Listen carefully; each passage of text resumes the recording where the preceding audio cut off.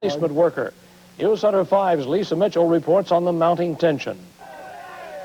This is when tensions are high on the picket lines at the Pittston Coal Group. When strikebreakers cross the picket lines in convoys. Sure, it makes you feel bad. That's your livelihood up here. My children, what am I going to tell them this fall when they want to go to school? No new clothes for them to wear. Sure, it leaves you a bad feeling. State troopers converge in large numbers for the convoys to keep peace. Dickinson County's prosecutor is urging police to remain impartial in the labor dispute. He suggests they can't do that if they escort convoys because that gives the wrong impression to strikers. Gives them the impression that, in fact, the state of Virginia is taking the side of the coal companies, and that's simply not the case. I think it's essential that they make it clear to everyone involved that they're not favoring the people who have chosen to work, and they're not favoring the union men. They're simply there to preserve the peace and prevent violence. State police say they're not here to take sides in this labor dispute, but with Virginia's right to work law, they are here to ensure people who want to work get to work. Police have been the victims of some of the reported cases of disturbances. At least 2 troopers have reported tire damage from jack rocks in the road around the picket lines.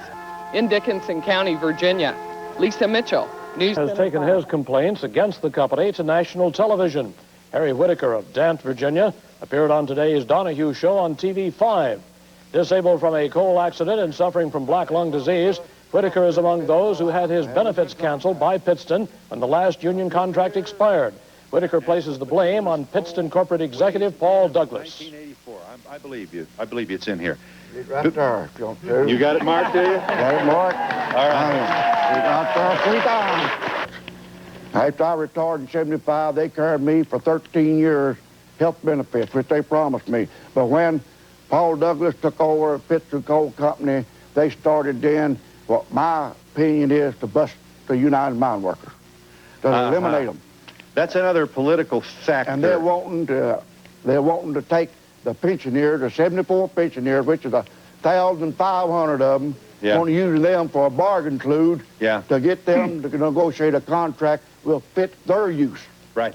Let's get this. Whitaker appeared on the show along with retirees from other companies who lost medical benefits. Judge has limited pickets at 2 Pittston coal operations in southwest Virginia, but striking United Mine Workers continue on picket lines, and coal continues to move under heavy security from Pittston mines. News Center 5's John Mongo has the story. Overall, things are quiet on the picket line. The amount of coal being brought from the mines into the preparation plants appears small. But the whittling stops and the tension mounts as word comes down that a convoy of trucks is about to come through. We haven't had very many trucks come in today. We've been here and not very many at all come in. When the state police and Pittston security guards begin bringing the trucks through the lines, tension mounts. Here they come, boys.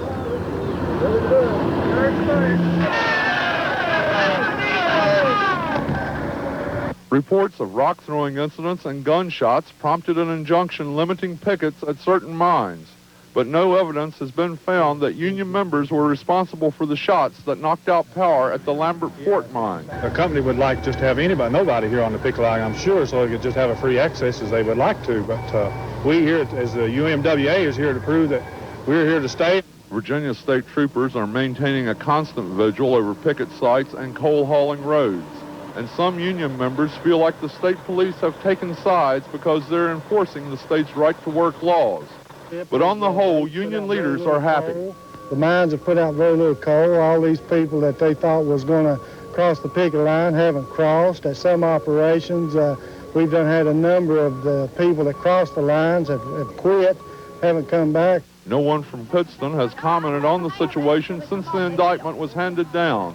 But the union sentiment is clear. The miner is really, really hurt because of the way Pittston is doing. Now, they pulled out of this situation to break our union. The situation appears quieter here in the Southwest Virginia coal fields than it has been earlier this week. But with contract talks stalled and police escorting coal convoys into preparation plants and an injunction in force, there appears to be an underlying tension on both sides. In Russell County, Virginia, John Mongol, News Center 5.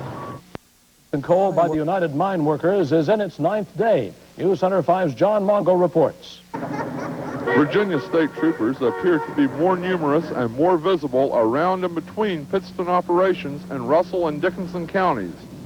Trucks carrying Pittston coal from mines to processing plants continue to travel in convoys with heavy security, provided by the state police and a private security company. 4 strikers have been arrested here in Dickinson County for throwing rocks, and a 5th one is being sought. They're all charged with felonies, throwing missiles at occupied vehicles. All 4 arrested are now free on bond.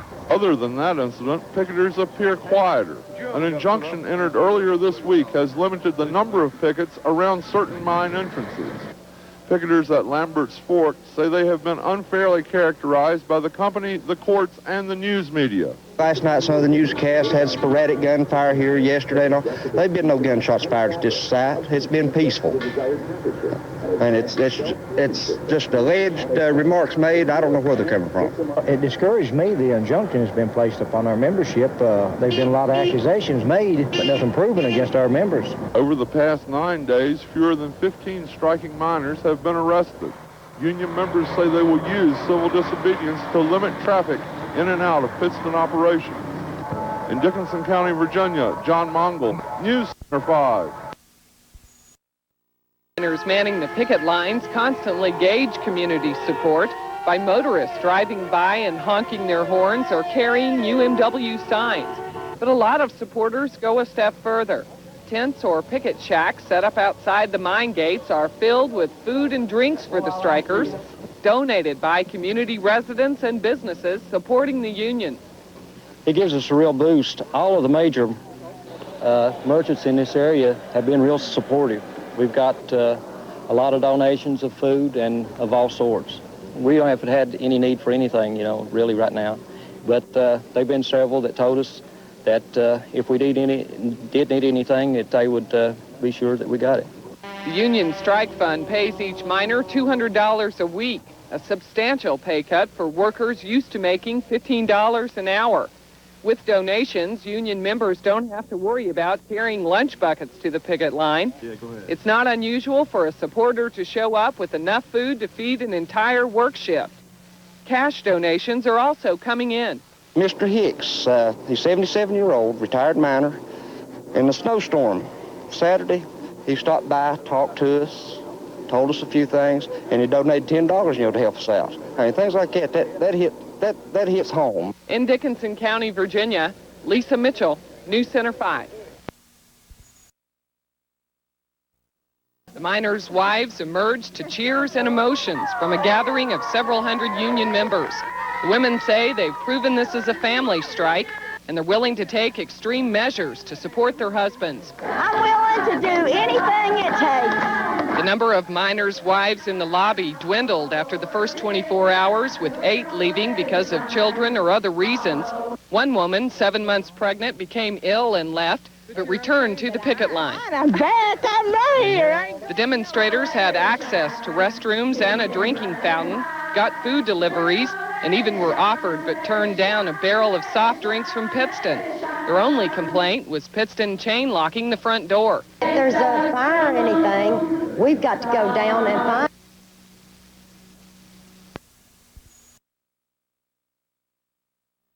Fifth for what they term unfair labor practices. Today, a spokesman for the United Mine Workers said the women are continuing the sit-in and will do so for however long it takes to get the message to Pittston. Pittston officials say the women are welcome to stay, but once they leave, they will not be allowed to come back.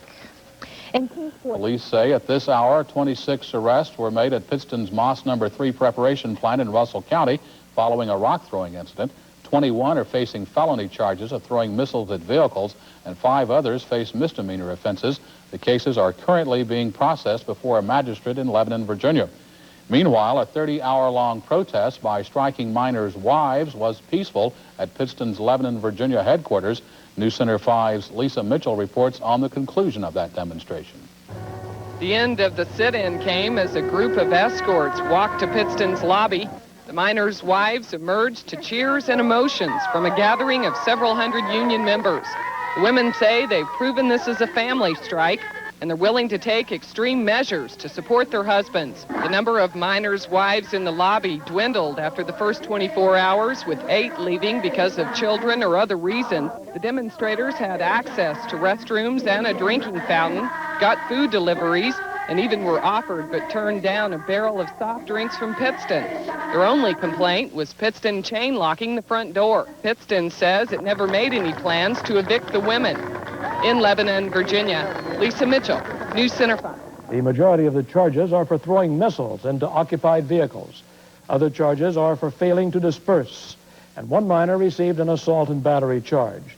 The United Mine Workers Union is involved in a strike against the Pittston operations after a breakdown in contract talks. Made and the triple was given by the company or United Mine Workers Union officials.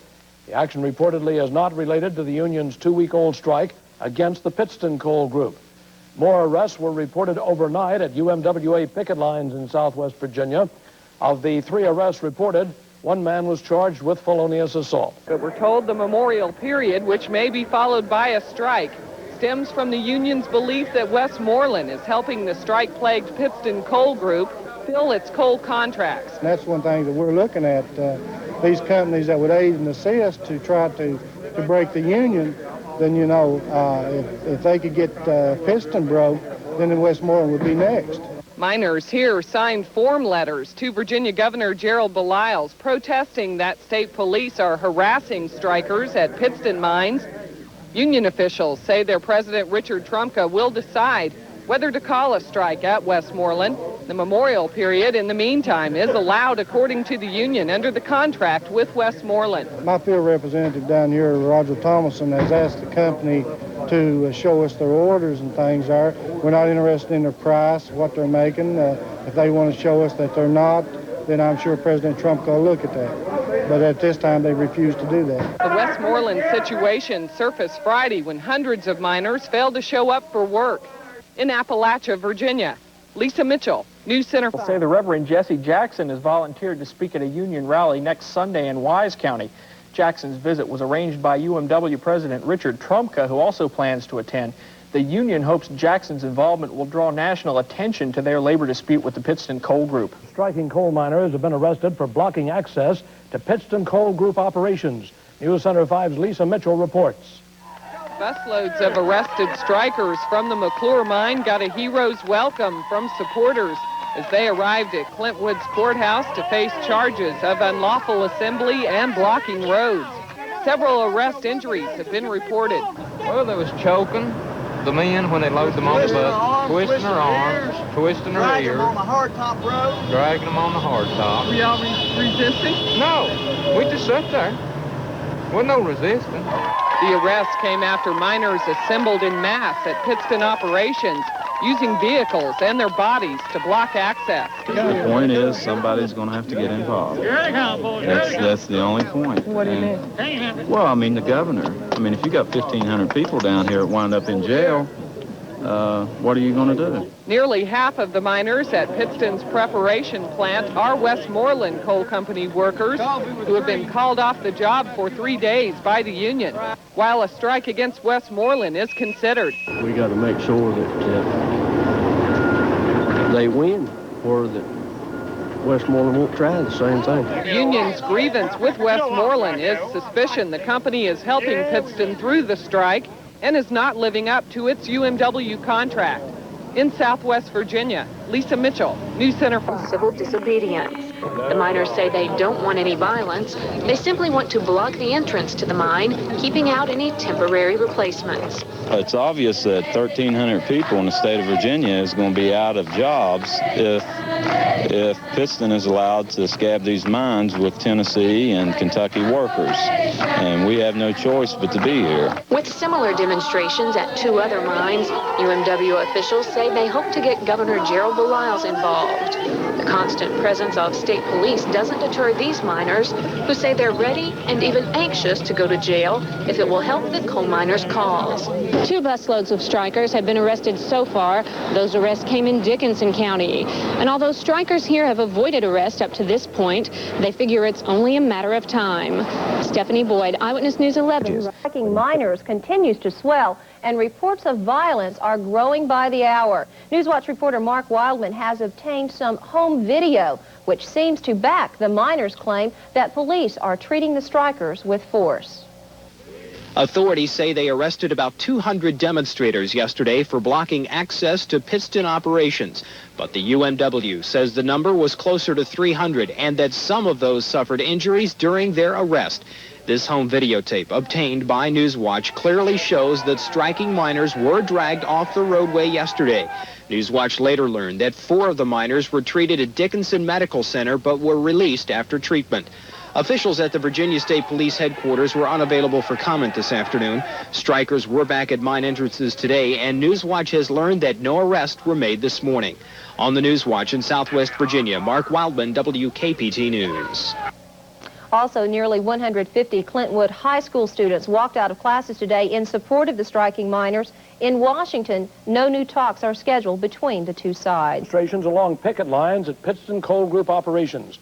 News Center 5's Lisa Mitchell has details. Come on, for you. Come on, you sir. Take me, you'll drag me. Go ahead, drag me. State police literally dragged away many of the miners and female supporters from the Moss preparation plant across a road to waiting vans and buses. The crowd of demonstrators had sat down and blocked truck access to the plant. When police moved in, union leaders warned against resisting.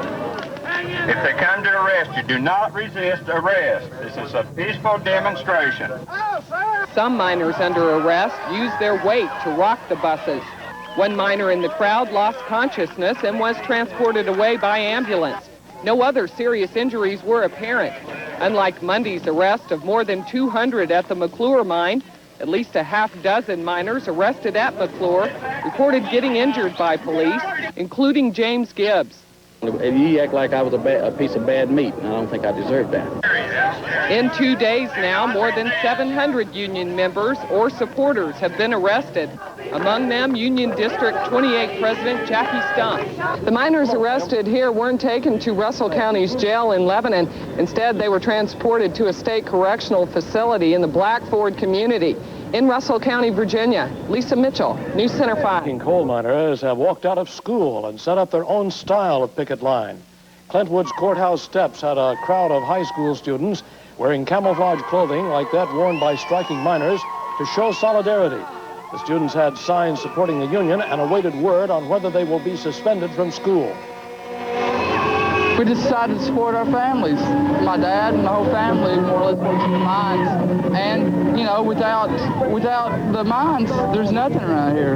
Everybody would be out of a job.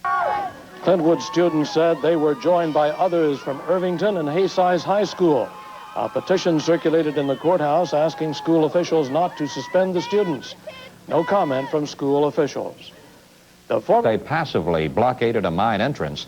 Between 200 and 300 UMW members were arrested yesterday in similar demonstrations. Mark Hilton has more. Striking miners and their wives again blocked the entrance to the Moss No. 3 plant in Russell County. More than 200 were arrested yesterday. At least that many were carted away in just the first roundup of the day by state police this morning. The miners have defied injunctions by Pittston Coal limiting the number of strikers on the picket line. A United Mine Workers spokesman said it was the biggest gathering yet since the strike began April 5th. Yesterday, there was a couple incidents that were a little, I think, overstepping their bounds. But today, I think, as we witnessed, the behavior's been moderate and as expected. The biggest problem of the day seemed to be the heat. Still, some injured yesterday complained of being roughed up by state troopers. He made the statement that he'd like to put his foot somewhere else. And I didn't feel like I was due that abuse. Whether it was a racial situation, I don't know. But we feel like it was. I feel like it was personally because they didn't do it to anyone else. And I feel like by me being you act like I was a piece of bad meat. Miners cheered when yet another convoy of buses arrived. They've got us overloaded on here. You can't breathe. That's all right. We'll be back. Hang in there, fellas. We been there. The Reverend Jesse Jackson is scheduled to speak to a UMW gathering Sunday at the Wise County Fairgrounds. Mark Helton, Eyewitness News 11, Dant, Virginia. Picketing and arrest has sent the Pittston Coal Group back to court to try to stop it. As a result, a judge has ordered the union to court May the 16th for a contempt of court hearing. News Center 5's Lisa Mitchell reports from Clintwood, Virginia. Circuit Judge Don McLaughlin Jr.'s show cause ruling came with a crowd of UMW supporters outside Clintwood's courthouse. The crowd had earlier blocked busloads of the latest arrested miners from stopping here, diverting the buses to a facility in Russell County. Pittston also tried in court to get orders taking away strike fund payments to arrested union members and fining the union as a deterrent to defying court injunctions that limit the number of pickets at certain sites. But Judge McLaughlin agreed with union lawyers that's premature. Before there's even been a total hearing with all the evidence, the company has come forward, in their opinion, and they've tipped their hand. They want to bust the union. They came in with a proposal today to take away people's strike benefits when they've been arrested without any conviction or anything else. And in the American system of justice, you're innocent until you're proven guilty. Basically, attorneys for Pittston and the small Skeens Fork mine, which sells coal to Pittston, say the only way to stop the demonstrations is to hit the union financially. Words don't seem to have any effect on these people. Now, let's hit them where it hurts in their pocketbook. We're not here to bust the union. Judge McLaughlin did warn that violators of court orders will be punished with jail time and fines. In Clintwood, Virginia, Lisa Mitchell, News Center 5. Dickinson be held in contempt of court. Mark Helton was in Dickinson County today as the confrontation continued between striking miners and state police. Amid the blaring horns of strikers outside the Dickinson County Courthouse, Judge Don McLaughlin served notice the United Mine Workers Union will have to show cause why it should not be held in contempt of court. Clinchville Coal Company attorneys argued a financial incentive is needed to make the union comply with an injunction issued last week.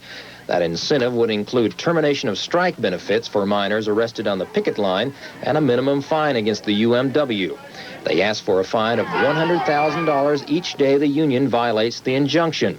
Clinchfield attorneys were joined by Skeens Fork Coal Company in the request. Words don't seem to have any effect on these people. Now, let's hit them where it hurts in their pocketbook. We're not here to bust the union.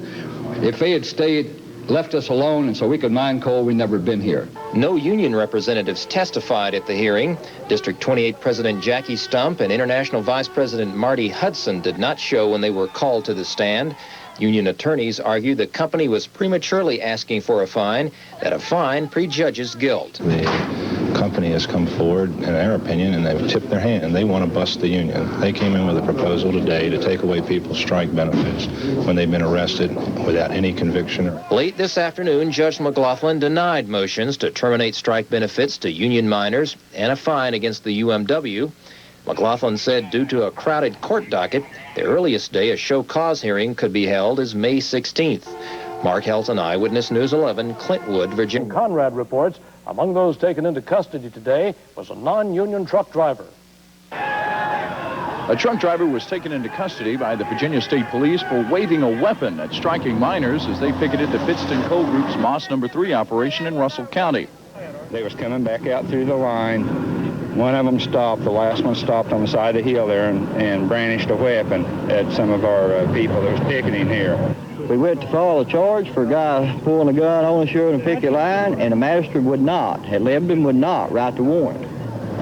The union maintained their peaceful resistance policy as the strikers played a game of cat and mouse with state police as they blocked the entrance to the operation. But finally, police had had enough. Only a few of the miners had to be carried to the waiting buses. Just as the buses pull away with arrested striking miners, there are more miners willing and able to take their place on the picket line. As long as we got people, we're going to keep it up. That's the way we're putting pressure on the counties and on the state. You know, eventually somebody's going to have to take notice that something bad's going on down here and step in and help correct it.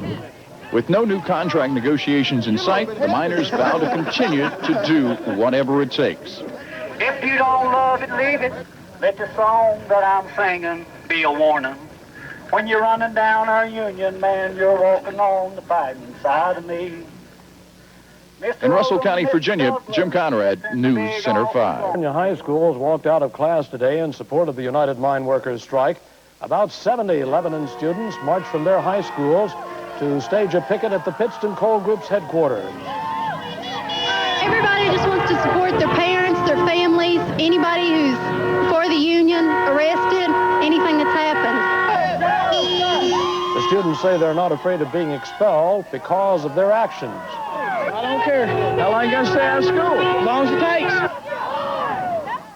150 Clintwood High School students who walked out of class on Tuesday will not be expelled, but they will have some extra homework. The students have been ordered to write a 5-page essay on the history of the United Mine Workers Union. A Democrat whose 9th district includes the coal fields says he will help. He scheduled a meeting in Washington on Monday with Pittston Chairman Paul Douglas to discuss the strike. Both Boucher and Wilder have asked fellow Democrat Governor Gerald Baliles for his support in coming up with a fair settlement in the strike, but so far no response from the governor. Support of miners striking against Pittston Coal Company. Representative Rick Boucher, whose 9th district includes coal fields, wore fatigues and an armband similar to those worn by striking miners. Boucher is accusing Pittston of inflexibility at the bargaining table and said the strike threatens the region's already brutal economy. In Richmond, a group of United Mine Workers and their supporters picketed the headquarters of Crestar Financial Corporation to protest the bank's dealings with Pittston. A bank spokesman says the bank is in no way connected with the strike.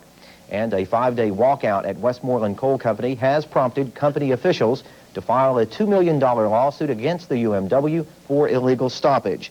UMW officials say the reason for the walkout was to prevent Westmoreland from selling coal to Pittston to help cover Pittston's order. Pittston Coal Group. One man who wants to be the state's lieutenant governor visited the picket lines today.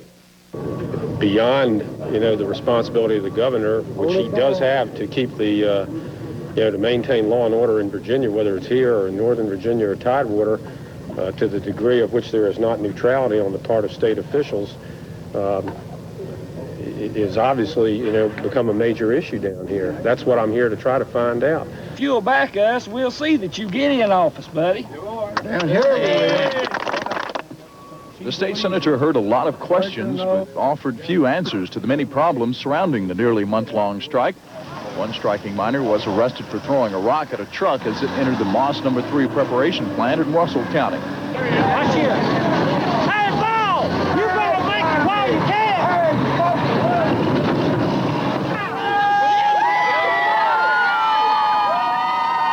Students became involved again today as they picketed the Village Motel in Castlewood, where many of the Virginia State Troopers are staying. Threats were made to a Cleveland, Virginia service station after the station fixed a flat tire yesterday on one of the buses being used to haul arrested miners to a holding facility. The United Mine Workers are hoping a rally scheduled for Sunday in Wise featuring the Reverend Jesse Jackson will bring national attention to their struggle. Jim Conrad, News Center. Some comments on the strike today. The governor urges a settlement in the dispute. We have no time to lose, especially when public safety and order are so important to the protection of lives and property. As I have said before, violence will not be accepted. Violation of the law will not be tolerated. The state police are there to enforce the rights of both sides. In this state, you have the right to strike, but there is also a right to work. And the rights of all workers shall be protected in this dispute. I'm hopeful that this thing can be resolved in the near future. Pittston Chairman Paul Douglas announced the acceptance of the governor's request for federal mediation in the strike and urged UMWA President Richard Trumka to do the same. Those are crowding jails throughout southwest Virginia. Earlier this week, arrested strikers from Dickinson County were bussed as far away as Washington County to be jailed overnight. We were practically full at the time, but we had enough extra mattresses and bedclothes. We could put these people in the hallways, and they were not disturbing or was no trouble to work with, and they were willing to. We had clean bed linens, this type thing, and we had to call in some extra people to handle this number at one time, but we got them all bedded down. They left pretty happy yesterday. The United Mine Workers have said they welcome the mass arrests so they can overtax the legal system. My agreement with Dickinson County is we'll handle up to 30. We think we have enough extra to handle that many at one time if they have to have this bed space this far away. We never know. We may have a disturbance sometime and have to call on them. It's a mutual agreement between the two counties. So far, there have not been the massive arrests that marked the strike earlier in the week. Final preparations for the event were underway today at the fairgrounds in Wise. News Center 5's Lisa Mitchell reports. As high school students help to get the fairgrounds ready for the rally, union leaders say it's no surprise Jesse Jackson is attracted to the strike against the Pittston Coal Group. The union and Jackson are political friends. The union has been involved in the anti-apartheid movement, and Jackson is an advocate of workers' rights. A lot of the things that he looks at and things fall right into place down here in the Appalachian area, you know. So he's for the working people, and that's who we're for. We represent the working people. Student involvement in rally preparations was suggested by the union as a way for students to show support but stay in school, following many school walkouts. We wanted to get involved, and by walking out, we showed that we were very much involved and that we really believed in what we were doing. So this is a good way. It's fine with us. We can design a project for us to do as long as we can help. I think you should stay in school, like just help after school on weekends, just do anything else, But it's not going to help things if you walk out of school. Jackson flies into the airport in Wise tomorrow morning, will speak at a Baptist church in Big Stone Gap, and then come to the fairgrounds. In Wise, Virginia, Lisa Mitchell, News Center 5. Virginia Congressman Rick Boucher will be urging the president of Pittston's parent corporation to allow Lieutenant Governor Doug Wilder to mediate the labor dispute. Boucher spent the day at town meetings in Virginia's 9th District, but will meet Monday in Washington with Pittston Company President Paul Douglas. He needs to accept the invitation of Lieutenant Governor Wilder to get involved in a mediated effort where he will sit down personally with the President of the United Mine Workers, Rich Trumka. Mr. Trumka has already accepted that invitation. Mr. Douglas should do the same. Boucher says he wants the coal strike ended quickly because of economic harm to coalfield families. He says he also fears foreign buyers of Pittston coal will look elsewhere if the strike goes on long. In Virginia's coal fields, boosting the spirits of striking coal miners.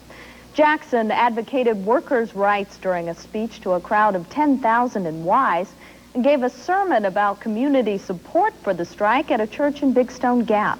We have two reports. The first from News Center 5's Lisa Mitchell, who tells us Jackson's strike involvement does not end today. Typical of his style, Jesse Jackson took to the stage at the Wise Fairgrounds and snatched up children in his arms. He told striking coal miners he's going to Japan with union leaders soon to urge steel industries there to stop buying Pittston coal during the strike and to protest the company's labor practices in South Africa. They should not use slave labor in America and slave labor in South Africa.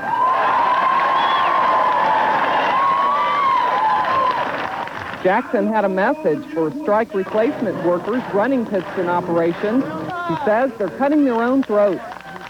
The basic message to the staff is this: you take somebody's job for $1 less today, there's a crowd waiting with $1 less to take your job tomorrow.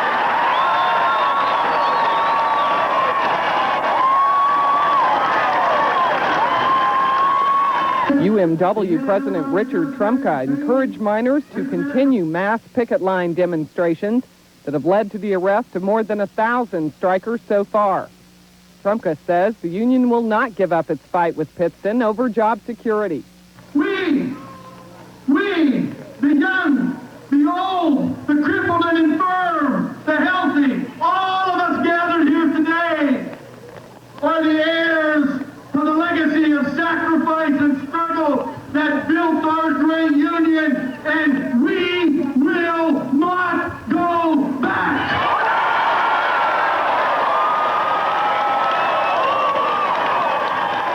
Before leading this crowd with Trumka, Jackson, as is his tradition, paused for the children. This land is my land.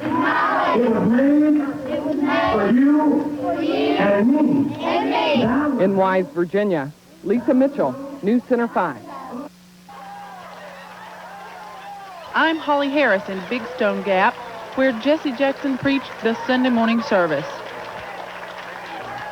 Pastor Bazard, it's almost stand up to say I just stopped by to be with you today. Amen. Yes. But you know, if I said that, I would be lying. Don't nobody stop by Big Stone Gap. Jackson had a purpose for visiting Big Stone Gap, to rally the congregation at the First Baptist Church on Wyandotte Avenue around striking United Mine Workers. Persecuted, but not forsaken, cast down, but not destroyed. We'll put our hands in God's hand and keep hope alive. Reverend Jackson told the congregation that striking miners should take stronger action against the Pittston Coal Group. And the Pittston cannot make a profit at this basis. Let the mine workers have the option to buy it. Let the workers begin to invest in and rebuild America. Not only did Jackson's sermon encourage striking Pittston miners to purchase their company, it also encouraged them to avoid racial confrontations. Don't panic. Don't start racial confrontations. Don't panic. I know it's hard working, but hold on until the morning comes. Overall, Jackson's message was well received. It's like he said, keep hope alive. He's down here to help us coal miners. I am a coal miner. He's down here to help us. I think he will help. I think he'll help get the situation under control. I think it will have a resounding effect on the community because it's something unusual and something new. Well, I think it's great because it's giving something to the people and try to help the miners and things get back to work and help the children, all those like the ones who's out of school. In Big Stone Gap, Virginia, Holly Harris, News Center 5. Union leaders said they're getting some worldwide support for their cause. News Center 5's Dave Hyatt has that report. Other notables were on hand this morning as Reverend Jesse Jackson delivered his message to the congregation of the First Baptist Church. UMW President Richard Trumka told those gathered outside the church that the strike against Pittston had gained international support. The Australian miners passed a resolution at their last convention a few weeks ago. They vowed to support this strike at Pittston, and they also sent telegrams to Japanese telling the Japanese that they will not, I emphasize, will not fill the orders that are left unfulfilled by this strike at Pittston. The miners' battle with Pittston has been compared with the civil rights battles of the 1960s. The people in this strike are fighting for the same thing. They're fighting for the right to be treated decently.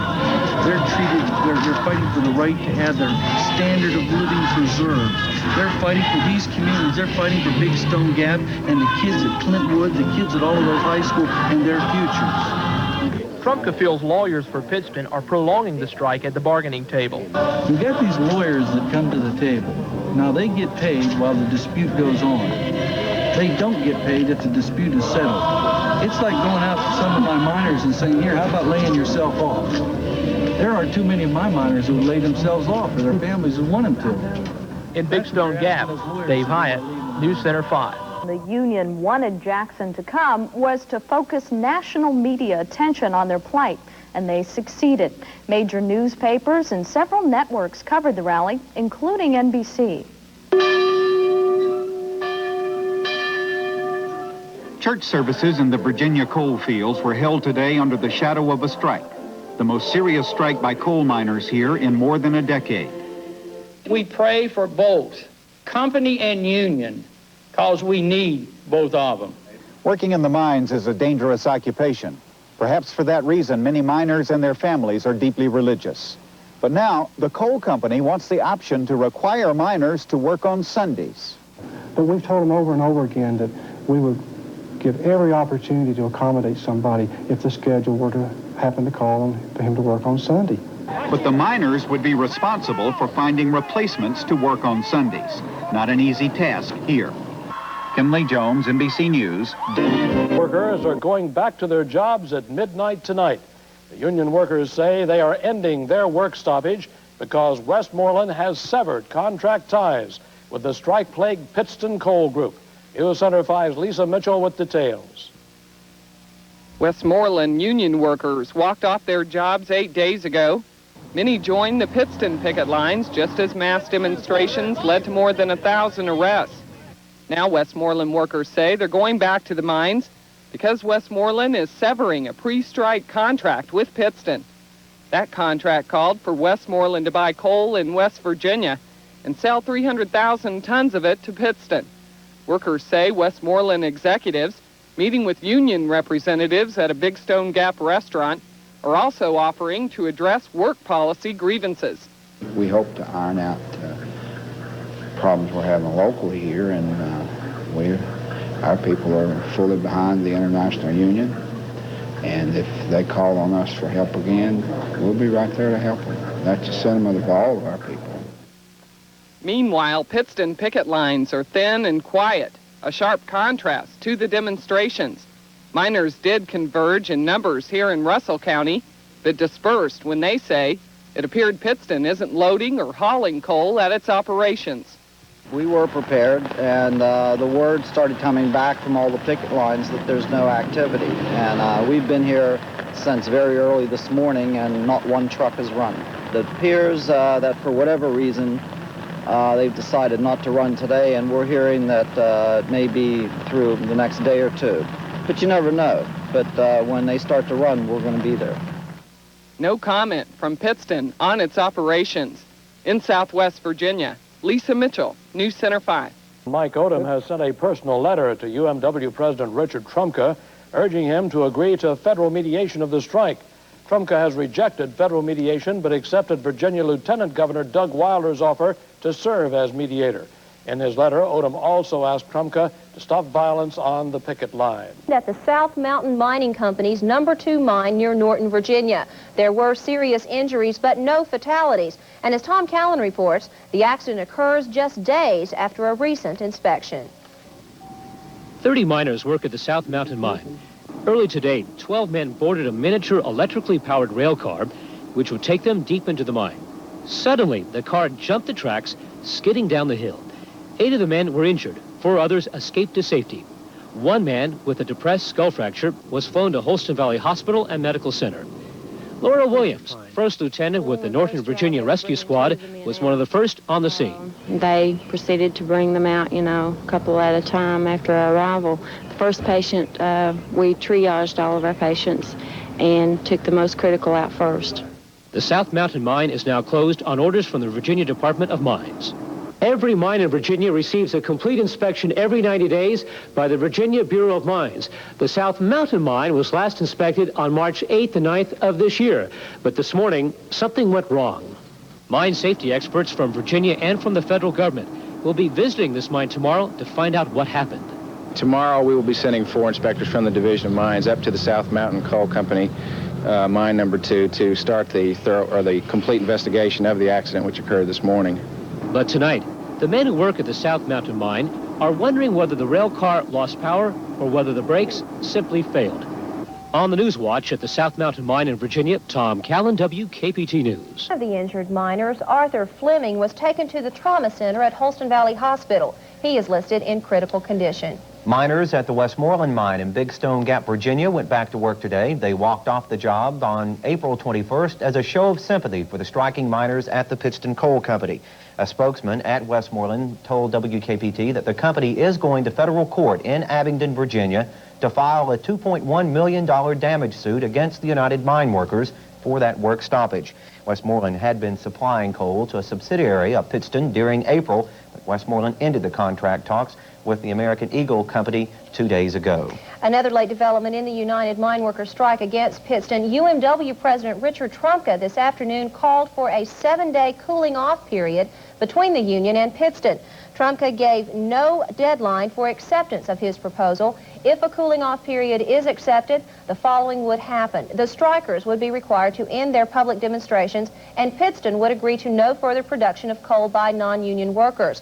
No word yet whether Pittston agrees to the terms of Trumka's latest proposal. And in another development, both the union and Pittston have agreed to federal mediation to end their dispute. Striking coal miners and a convoy of coal trucks has sent 9 people to the hospital in southwest Virginia. And another 150 from the picket lines have been arrested following a mass demonstration. News Center 5's Lisa Mitchell reports. Of the 9 injured, 3 striking miners have been admitted to Russell County's medical center, including one suffering from broken vertebrae.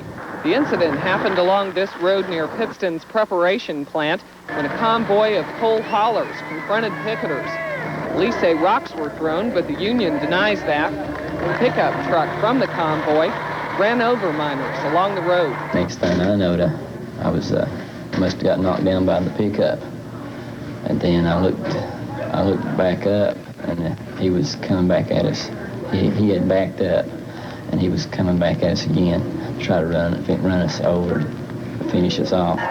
According to union witnesses, the truck driver involved was armed. Then he took off. Then he got up there and stopped, and he pulled a gun out on us. The incident fueled already high tensions along the picket line, where miners sat down again and blocked the entrance to the preparation plant, leading to the arrest of another 150 strikers. Union members say they're angry about the truck incident for being portrayed as violent. But look who's getting injured. Have you heard of a company man being injured? One of the scabs being injured? No, it's our people that's getting injured. The official police investigation is not over, with no charges filed yet. In Russell County, Virginia, Lisa Mitchell, News Center 5. United Mine Workers President Richard Trumka is asking for a 7-day cooling-off period in the strike if the Pittston Coal Group will stop production. Trumka has also agreed to enter federal mediation with Pittston in the dispute.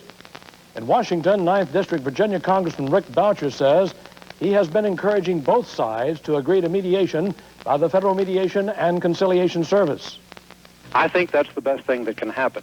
A mediation will bring the real issues to the table. It will ensure that both sides have an opportunity to make their case, and then to have a professional labor negotiator employed by the federal government make recommendations and help to bridge the gap that exists between both the mine workers and Pittston.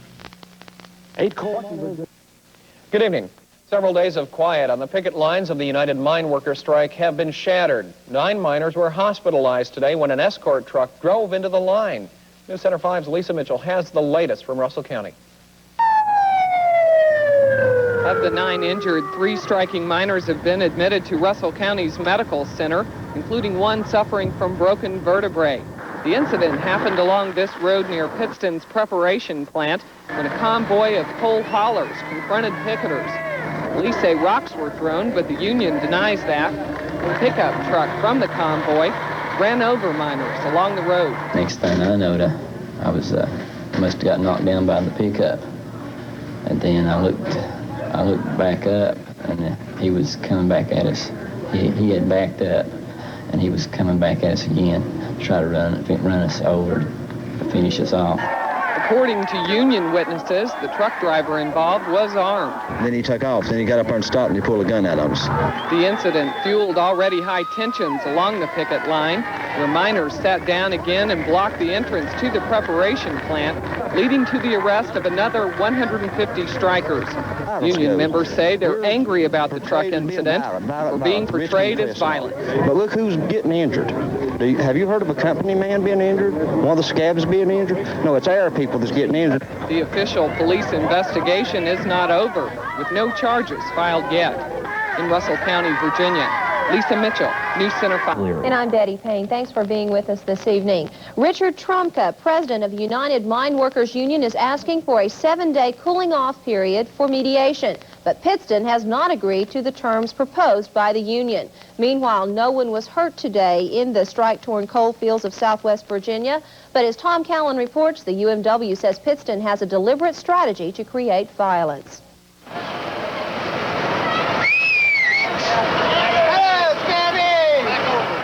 Despite the strike, about 50 trucks today delivered metallurgical coal to the Moss Mine No. 3 processing plant. Normally, you would see about 500 trucks passing through this entrance. The men I spoke to support the union's call for a 7-day cooling-off period for mediation. It would be good for both sides. So you'd be willing to go away, provided that Pittston stopped producing the coal right behind us? Yes, I sure would.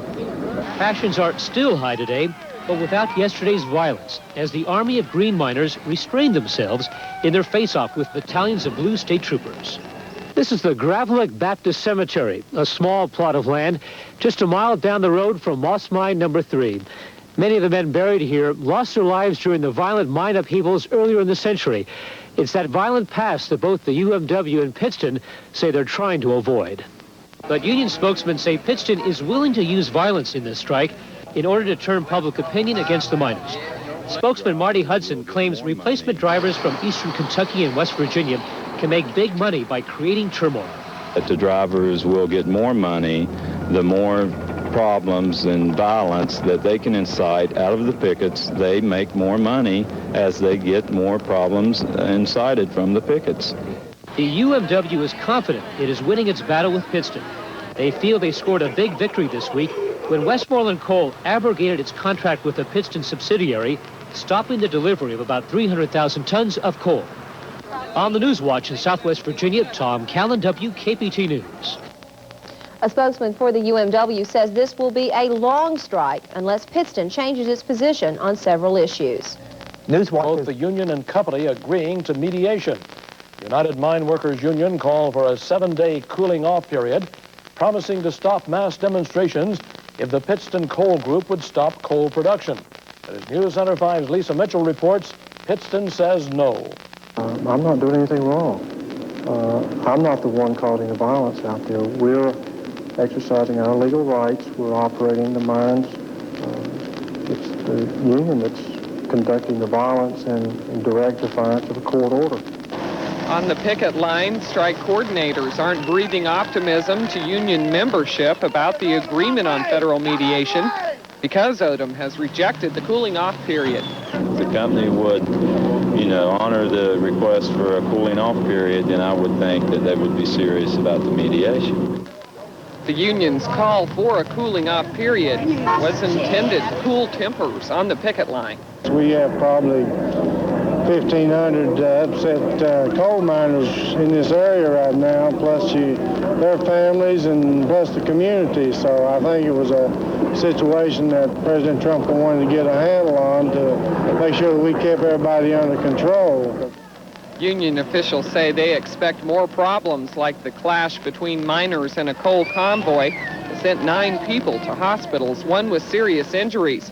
Police haven't filed any charges in that incident, but the union is working to obtain warrants. We have our lawyers investigating and taking statements from all the witnesses in hopes that, charges will be filed, against the driver that deliberately tried to run over, some striking miners. The federally mediated talks between the company and union are expected to begin soon. In Russell County, Virginia, Lisa Mitchell, News Center 5. Mediation of the labor dispute for months. The union did not agree until Pittston announced that a top company executive will be involved in the talks. Community residents are hopeful mediation will end the month-long strike. Well, I think it sounds like a good idea to me. Maybe you need to get it settled if you can, peacefully, without any violence. I'm glad to hear it because I think it should have been working all the time. I think the companies are paying them good. They're getting much more money than most people. Middle and low income people are getting, and they're living. So I don't think they should be trying to damage a good thing. I feel like it's good if they both will sit down and talk together and not try to pull sides against one and the other, because the community needs a union and they need the company also. Both sides agree wages are not a major issue. The sticking points are job security, employee-paid health insurance, and Sunday work. Agreed to federal mediation to try to bring the end to the month-long dispute. Tonight, we have 2 reports on the strike, the first from Frank Jones. As the United Mine Workers Union entered its second month of striking against the Pittston Coal Company, emotion ran high by strikers. Last month, hundreds of miners walked off their jobs in Virginia and West Virginia, citing unfair labor practices against Pittston. Now, 28 days later, miners continue to line the streets, still carrying their signs, all with the same message they've had since day one. Just job security and stuff.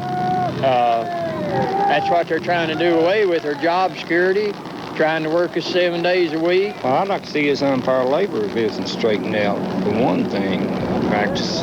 And I'd like to see them work out this contract. Although both sides have agreed to seek federal mediation, many of these strikers say they aren't sure going back to the bargaining table will do any good. I'm happy to see the two sides get together, you know. I really don't think there's going to be an honest concern by the company to come forward and make any type of agreement right now. I believe they're hell-bent and determined just to bust the union, no matter what it costs. We can only hope. At least they're putting somebody at the table that has a say-so in the company and not a low-level management guy. Whether or not those talks will be successful is yet to be seen. But these strikers say they'll stay on the picket line however long it takes to get the contract they want.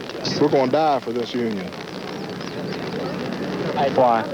Why? We don't have nothing else. We might as well be dead. If you lose your home, your car, can't buy your family anything to eat or clothes to wear, you might as well be dead. Frank Jones, Eyewitness News 11, Dant, Virginia. This is Tim Cable. Relentlessly, the strike moves on, and union miners and their families are feeling the impact in a variety of ways. Oh, it's been a strain. It really has. When the money stops coming in and your kids are still wanting stuff. It keeps the kids worried. They're terrified. It bothers them in school. You know, they can't keep their mind on what they're doing for so much violence going on. But strikers and their families aren't the only ones feeling the force of the dispute. It's affecting the local community and its economy as well. In the coal mining town of St. Paul, businesses have been hit hard by the strike. Louis Quesenberry runs an auto parts store here. With the miners in our area, our 50% of our walk-in trade will drop. Also the dealers, like the car dealers, the local garages, most of their walk-in trade was also miners, and that will affect me because they won't be buying parts that they normally would be coming in and getting, because miners in this part of the country have got it sold up as far as walk-in trade. The strike has cost these merchants hundreds of dollars. So it's no secret that business owners want the strike to end just as much as those on the picket line. It's been an emotional strain. Of course, it'll probably eventually be a financial strain. Tim Cable, Eyewitness News. The 20-month deadlock between the union and management could be broken by federal mediation. But what is still unclear is when those talks will begin. 1,500 miners have been on strike in West Virginia and Virginia since April 5th. A Unicoi County man. The strike between Pittston Coal and the United Mine Workers entered its fourth week. News Center 5's John Mongo has the story. Tempers continue to flare on picket lines throughout southwest Virginia, despite a federal mediator being named who will try to end the strike. Pickets at McClure were arrested in two groups for blocking the entrance to a Pittston operation and throwing rocks at coal company employees. These people here do their job. We understand that, but we here trying to keep our job. And these people are not being fair with us. Me and the gentleman standing here, some of them threw rocks at my vehicle there. Another driver, Jesse James Meadows, was charged with assault with a vehicle, brandishing a firearm, and reckless driving over an incident earlier this week on warrants obtained by striking miners. Picketers at McClure say they will take warrants against 3 more drivers they say tried to hit them. The officers saw it. The plane car was behind them, but yet he wouldn't say anything about it. The hope of a negotiation breakthrough Wednesday made it a relatively quiet day here in the coal fields, but the tension returned today with some 35 miners arrested. I'd like to do one thing. Just check and see how many reports that he made to the other group of state police. I don't bother them. I don't want to bother me. As the tension continues between picketers, coal company employees, and the state police, mediators have agreed to meet with the UMW Friday and Pittston representatives Saturday before bringing the two groups together next week. In McClure, Virginia, John Mongol. Representatives in Washington today. They'll meet. John Mongol has more. You're robbing the miners. The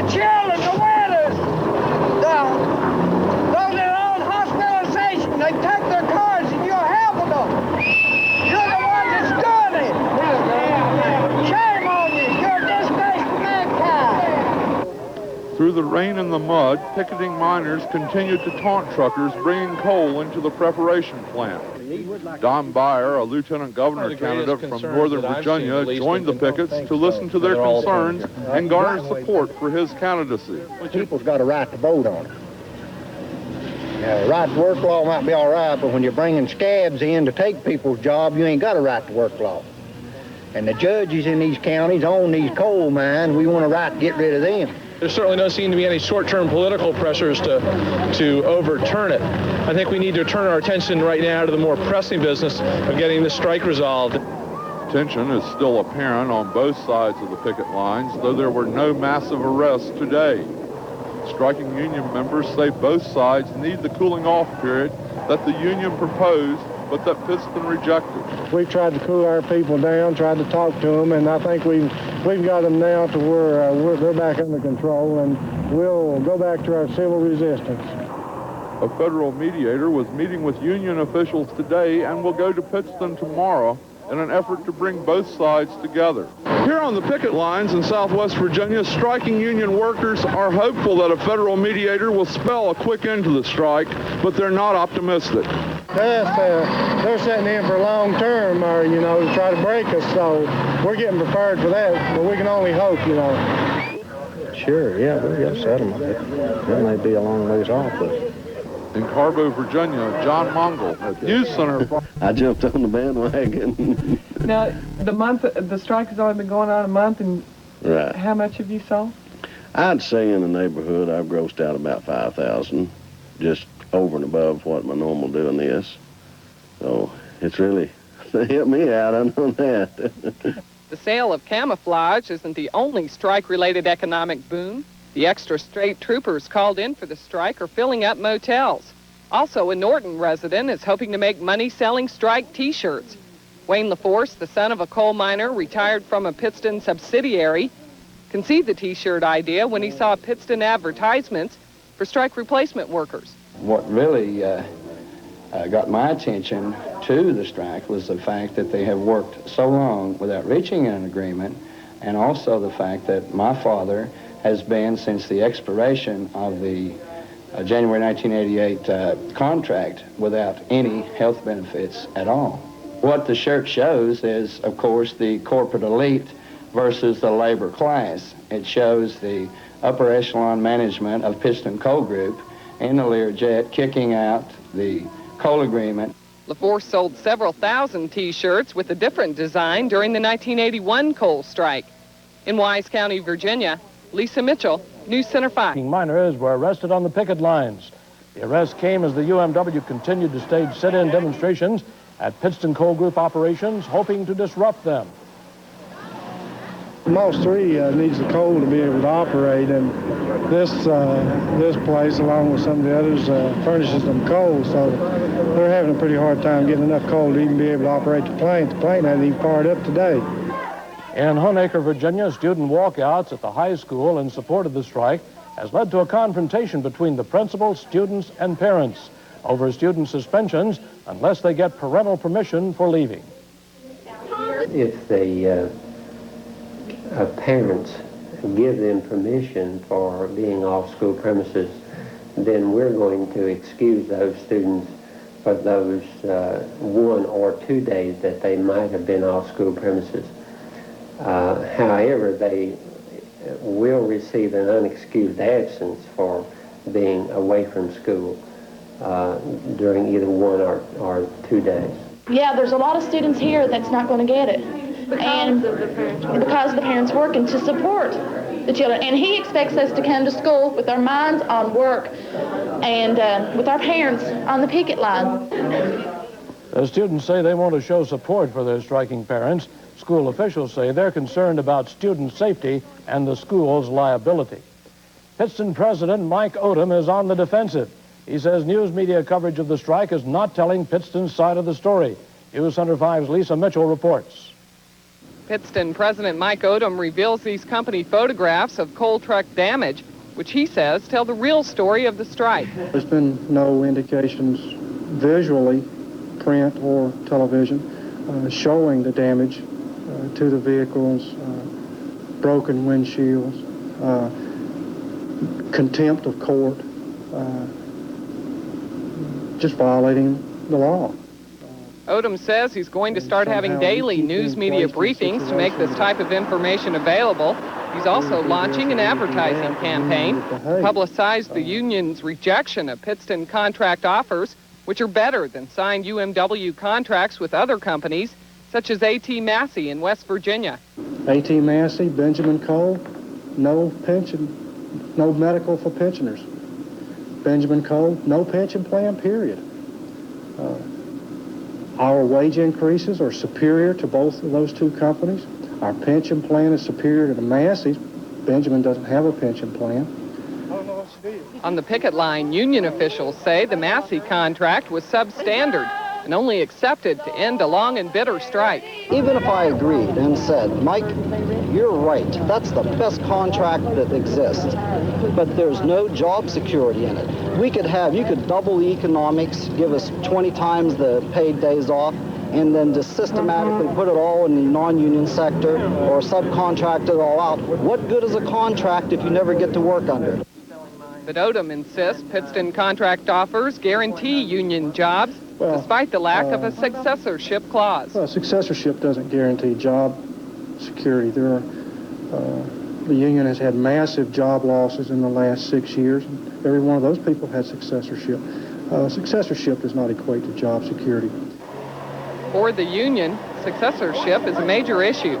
A successorship clause is this, that if you sell a company, which happens in this industry all the time, that you ultimately buy the agreement and you buy the workforce. If it hadn't have been for that language, the industry would be in constant state of flux. In Southwest Virginia, Lisa Mitchell, News Center. In Virginia and West Virginia. Miners were still on the picket line today as the meeting took place. The strike has led to the arrest of 1,400 demonstrators over the past few weeks. However, today at the Lambert Fork mine in Dickinson County, miners were blocking an entrance, but no arrests were made. The miners are charging Pittston with unfair labor practices. Meanwhile, the president of Pittston has charged that the media has been biased in its coverage of the strike. Mike Odom said the public hasn't been getting the real picture of what's happening in the coal fields. Frank Jones has more. These are pictures of damaged vehicles belonging to the Pittston Coal Company and some of its employees. Punctured tires, broken windshields, all damages that Pittston President Mike Odom says haven't been reported by the media. We lost over 50 tires on coal trucks and almost 24 windshields on coal trucks, not including personnel vehicles. I mean, your car, my car, individuals riding up and down the road. And we've had injuries. And Odom says those are injuries that have gone unnoticed in the media coverage, while injuries sustained by miners have been making headlines. He also blasted the media for not giving enough coverage to Pittston's contract proposal. He claims Pittston is offering the UMW better benefits than those they've accepted in previous agreements with Benjamin Coal and the A.T. Massey Company. Our wage increases are superior to both of those two companies. Our pension plan is superior to the Massey's. Benjamin doesn't have a pension plan. Massey has contracting out provisions. It was actually a court-enforced contract there. It wasn't nothing that was negotiated. That was put on us by both the NLRB and the courts. So I don't think there's any comparison. They can't compare that to what we're up against here today. Odom says the media isn't entirely to blame. He says part of the problem has been the lack of accessibility of Pittston officials to talk with reporters. So to solve that problem, he says he'll start holding a special briefing each afternoon to bring the media up to date on the day's events in the coal fields. Frank Jones, Eyewitness News 11, Lebanon, Virginia. Lines in Southwest Virginia's coal strike. Police and officials of Pittston Coal Group say a truck was damaged by gunfire from a high-powered rifle in the Jewel Valley area, but no one was injured. The strike arrest came after sit-down demonstrations at Pittston coal operations in Russell and Dickinson counties. I'm concerned that it could get worse, yes. I hope it doesn't, because people on both sides of the picket line are being injured. Many of those arrested were reported to be employees of Island Creek Coal Company. Workers from Island Creek reportedly joined the Pittston picket lines. The President hoped to have an impact on tomorrow's meeting of Pittston Coal Group shareholders in Greenwich, Connecticut. Organizers say the focus of tomorrow's protest is the termination of health care benefits by Pittston. A group spokesman says it has enough proxies to get into the meeting. We have proxies for 206 shares of Pittston stock, and we have those divided up so that we will have 46 people voting those shares. The group that loaded the buses in Castlewood included Southwest Virginia Episcopalians, United Mine Workers Pensioners, widows, and disabled miners. These sit-ins, they say they'll keep blocking these entrances and keep being arrested however many times it takes to get their point across. We're not going to go back. We're not going to take what they're trying to dish out, and we're going to have union in this area, and these scabs is not going to come in here and take over. That's the point we're proving. Frank Jones, Eyewitness News 11, South Clinchfield, Virginia. Throughout the strike, members of the media have joined the miners as permanent fixtures on the picket lines. Now, the labor walkout seems to be capturing the attention of the national media as crews from CBS News invaded Southwest Virginia for a first-hand look at the dispute. When we decided to look at this story last week, our research department got a hold of all the information it could. Producer's job is to make telephone calls in advance to find out if people are willing to cooperate, willing to be interviewed. We can't travel thousands of miles with our cameras and then have people say, no, I don't want to talk to you. So we have to carefully set up things in advance so that people will know we're coming, will know they're about to be interviewed on national television, and will know what we're trying to do. CBS says the unique nature of this confrontation between union and management is something that people all over the country can relate to. The striking miners call their method civil resistance. And reporter Bob Faw says it's newsworthy. The tactics of the miners in this day and age are unusual. It harkens back to the 60s. It's nonviolent, and it might be working. At least that's what they tell us, so we came to take a look. The board meeting, the shareholders will meet on Wednesday. These miners will attempt to make their presence felt at the board meeting. It's an unusual tactic, and this is a period in which labor unions have been relatively weak. Here's a union that's fighting back, so it's newsworthy. That's why we're here. Officials of CBS are considering the Southwest Virginia strike as the topic for an upcoming version of their news magazine show, 48 Hours. Faw says the story may also be ideal for a segment on the CBS Evening News. For 2 minutes on a national newscast, this tells you, I think, a lot about the labor movement in the country. Can this union pull it off? Will the company bend? Whatever the answer is, will give us a snapshot of what the labor picture's like. Tim Cable, Eyewitness News 11, South Clinchfield, Virginia. Arrested by state police. Meanwhile, negotiations between the union and Pittston Coal Group continue. Frank Jones reports. While some Virginia state policemen were patrolling by air, others were down below making more arrests as striking miners once again blocked the entrance to the Moss No. 3 processing plant near St. Paul. Why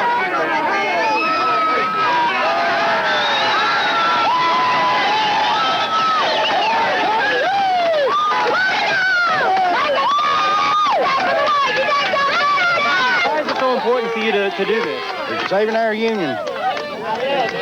We're in here in the union. We got to have a contract. We got to support the brothers. If they go down, we go down. Historically, civil resistance has been used to draw attention to issues. These are law-abiding, tax-paying citizens who have never put themselves in this kind of jeopardy. And it's a statement to the general public, to the government officials, that something's going on here that needs public attention. As their fellow strikers cheered them on, those arrested were taken by bus to local jails, where most were released on their own recognizance. These strikers say this won't be the end of these sit-ins. They say they'll keep blocking these entrances and keep being arrested however many times it takes to get their point across. We're not going to go back. We're not going to take what they're trying to dish out, and we're going to have union in this area, and these scabs is not going to come in here and take over. That's the point we're proving. Frank Jones, Eyewitness News 11, South Clinchfield, Virginia. Well, meanwhile, the miners' strike is starting to get some national attention. A news crew from CBS News, along with correspondent Bob Faw, was in the area today doing a story on the strike for the CBS Evening News, which is scheduled to air sometime this week. Also, a CBS crew from the show 48 Hours was also in the area, taping a feature that will be shown on the program in the near future. A criminal court judge. Good evening, everyone. I'm John Cleary. And I'm Betty Payne. Thanks for being with us this evening. Well, about 70 shareholders voted on a series of resolutions that could alter the shape of the giant coal company. Pittston says the results of today's vote will not be known for several weeks. Back in the Southwest Virginia coal fields, Pittston reports that several of their trucks were damaged today by rocks and slingshots. But as Tom Callan reports, other people expressed more peaceful intentions. At 12 noon, about 130 people offered prayers and sang religious hymns across from Pittston's regional headquarters on Main Street in Lebanon, Virginia. The company denied a request from the Commission on Religion in Appalachia to hold today's prayer vigil on Pittston property. Amazing grace, how sweet the sound. Give your blessing to our retired workers, many of whom are unable to be here because of illnesses induced by their mining labors. Religious leaders are now showing public support for the miners. One minister just told this prayer vigil that some people think that the greatest sins are committed in boardrooms by people wearing three-piece suits. Another clergyman compared the plight of the 1989 Pittston coal workers to Detroit's auto workers nearly 10 years ago. As Catholics and Protestants prayed for the men on the picket lines, Pittston shareholders were gathering in Greenwich, Connecticut, voting on the company's future. It was a rather lengthy meeting, and there was approximately 70 people in attendance. And the vote was taken on the resolutions that were presented, and we won't know for several weeks the results of that vote. One union resolution calls for a change in the management of the company. In a late afternoon press release, Pittston argues that the wage and benefit package it is offering the union is more generous than what the UMWA obtained for its own membership in negotiations with either the A.T. Massey or the Benjamin Coal Company.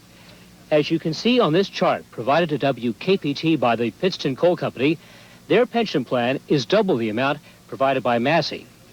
On the Newswatch in Lebanon, Virginia, Tom Callan, WKPT. A full union security clause, unlike the A.T. Massey Company. Staying in Greenwich, Connecticut today. Striking coal miners, pensioners, retired miners, widows, and clergy from Southwest Virginia gathered outside Pittston headquarters in the rain. The union's main effort was to get the acceptance of 3 proposals questioning the operation of Pittston. The vote will not be tallied until June the 12th, when the independent tabulators will give us the results.